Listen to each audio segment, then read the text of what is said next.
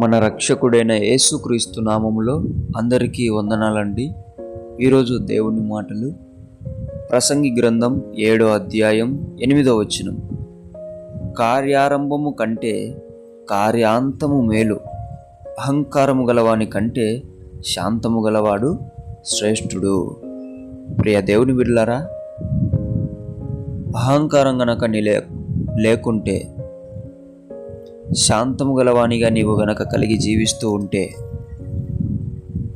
నీవు ఇప్పుడున్న పరిస్థితులను చూడొద్దు.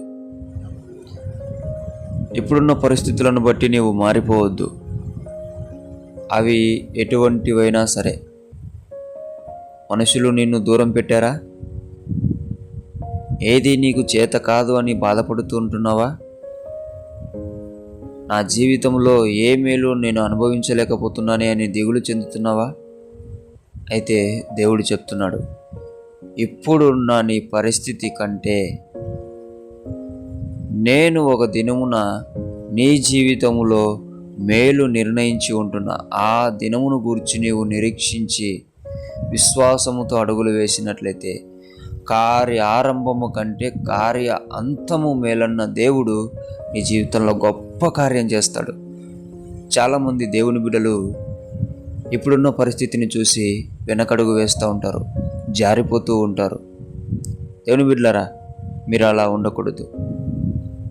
నా దేవుడు చెప్పాడు, కార్య ఆరంభంలో ఎన్ని కష్టాలు, ఎన్ని బాధలు, ఎన్ని నిందలు ఎంతమంది వదిలేసినా చివరిలో దేవుడు చేసే మేలును బట్టి శ్రమలు నన్ను చూసి భయపడతాయి, కష్టాలు నన్ను చూసి భయపడతాయి, మనుషులందరూ నా దగ్గరికి వస్తారు అని నిరీక్షణ కలిగి నీవు జీవించినట్లయితే అంతకంటే నీవు ఊహించిన దానికంటే అత్యధికమైన మేలు కార్య అంతములో దేవుడు నీ జీవితంలో చేసేవాడు అంటున్నాడు.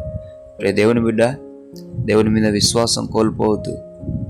ఆయన మీద పెట్టుకున్న నిరీక్షణను నీవు కోల్పోకుండా జీవించినట్లయితే, అహంకారమును విడిచిపెట్టి శాంతము గల మనసును నీవు ధరించుకున్నట్లయితే గొప్ప మేలు నీ కోసం దాచిపెట్టిన దేవుడు ఎదురు చూస్తూ ఉంటున్నాడు. ఆ మేలుతో నిన్ను తృప్తిపరచాలని దేవుడు కార్య అంతములో జరిగించే మేలును పట్టుకొని ప్రతి ఒక్కరు కూడా సంతోషముగా ముందడుగులు వేయాలని దేవుని పేట మనవి చేసుకుంటున్నా.